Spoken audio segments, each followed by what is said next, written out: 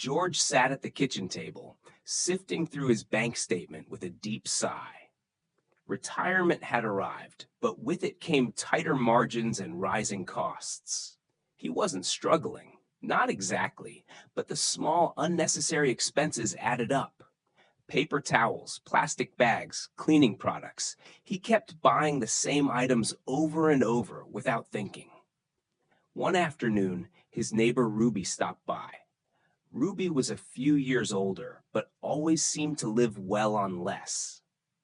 She glanced at his trash bin filled with crumpled paper towels and tossed sandwich bags and said, "You know, George, you're throwing away money." He blinked. "It's just the usual stuff." "Exactly," she said. "The usual stuff you could reuse or stretch."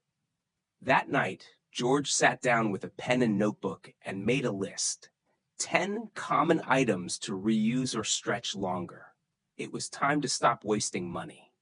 First on the list, glass jars. He had tossed dozens over the years, jam, pickles, sauces, all in perfect little glass containers. Ruby reused hers for leftovers, dry goods, and even to store nails and screws in her shed. Second, plastic grocery bags. Instead of buying trash liners for small bins, he could use the ones from the store.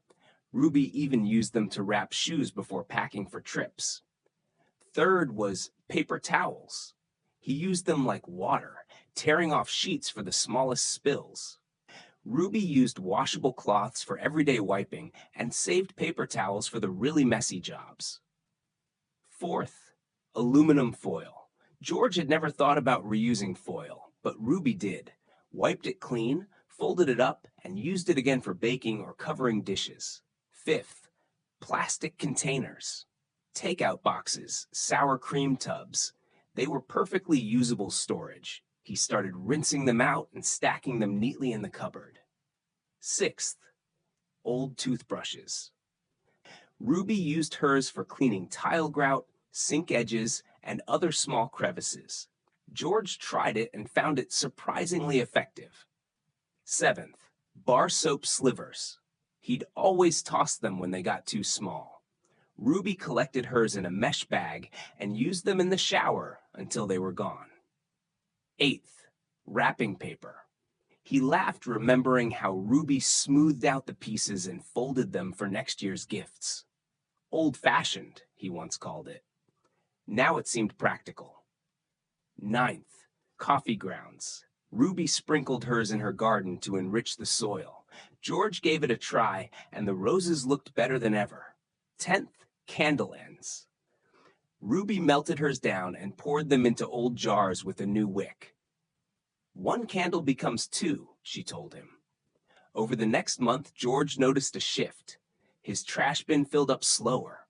His grocery list grew shorter. And somehow the house felt more resourceful, less wasteful.